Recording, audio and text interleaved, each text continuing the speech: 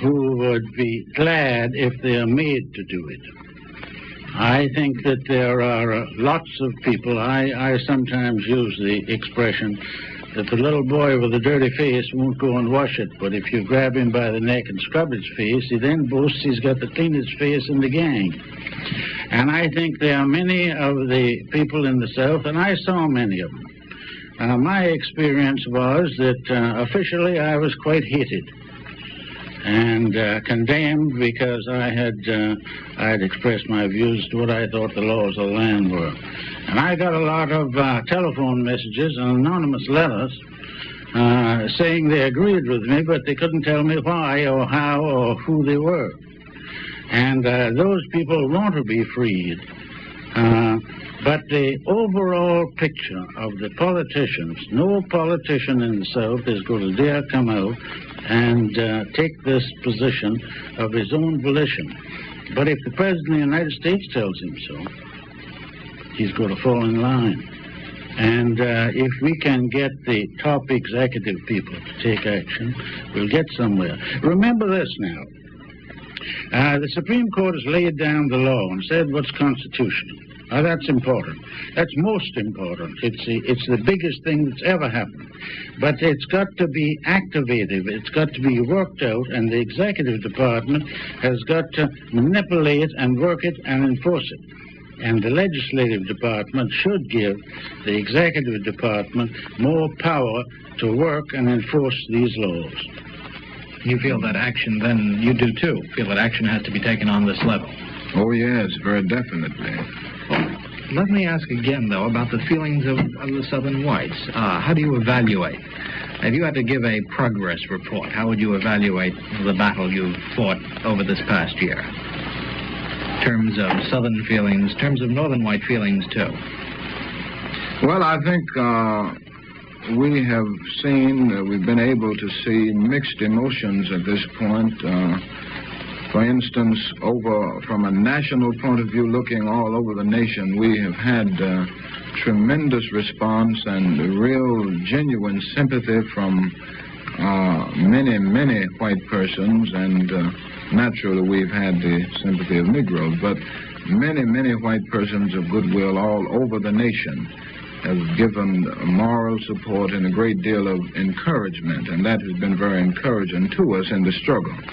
Now, in the South, I guess the lines are more closely drawn. You find, on the one hand, a group more determined now than ever before, because it is a last-ditch struggle to do anything, even if it means using violence, to block all of the intentions and the desires of the Negro to achieve first-class citizenship.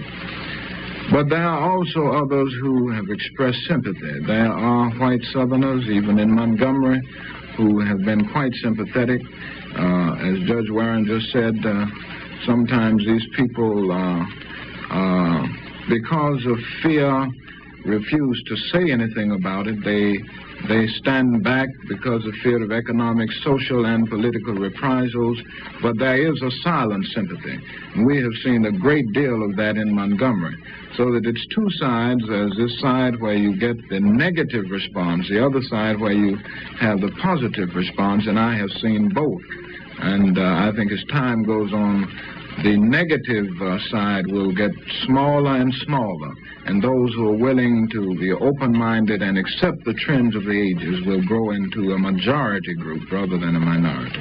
You don't feel that there'll be any violent reaction, then, over a long-range point of view to the progress that has been made? No, I don't. I think the violence will be temporary. Maybe, I don't say it will end tomorrow. We will go through some more for the next few months. But I think once we are over the shock period, that shock will be absorbed, and Southerners will come to the point of seeing that the best thing to do is to sit down and work out these problems and do it in a very Christian spirit. I think the violence that we are undergoing now is indicative of the fact that the diehards realize that they are on they're standing at the dying point. That is, the system is at its dying point, and that this is a last way to try to hold on to the old order. Mr. Hefner, all great reforms have periods of trouble. Gandhi was murdered. Jesus was crucified. And you find that most great reforms have certain periods of stress and distress. Now, just one last point I want to make. When we speak of the law, it's terribly important that we bring these cases and have a declaration of law, and action by Congress and action by the executive. Because now, or up to the time of the Supreme Court's decision, segregation was legal. And segregation, even people of goodwill in the South said, but the law says we have to keep these people separate. For instance, it has been illegal for me to ride in a bus with Mr. King here. Now, I don't want a law that says I've got to ride with him or he's got to ride with me, but I don't want a law that says I can't sit in a seat with him. And we've broken that, and that's an enormous advance. And we've got to do it on every stage right down the line. The Congress of the United States, I believe, I've been very cynical and skeptical about it, but I'm beginning to believe they're going to do a little something this time. And if they do a little something, they haven't done anything in 75 years. If they do a little something this time, they'll do a little more next year. And the President of the United States and the officials in the administration will begin to see that if Congress is moving, it's good politics to move, and that'll have a great motivating product on the national picture. I think we are going forward. We are going forward inexorably. We've got to win. Now, it's a question whether we're going to win in a short time or a long time. I'm for the short term. How do you project this into the immediate future? Well, when I think of the question of progress in the area of race relations, I prefer to be realistic. And when I say that, I mean I try to look at it not from the pessimistic point of view or the optimistic, but rather from the realistic point of view. I think we've come a long, long way, but we have a long, long way to go. But it seems to me that if we will press on with determination, moral courage, and yet wise restraint and calm reasonableness, in a few years we will reach the goal. I have a great deal of faith in the future and the outcome.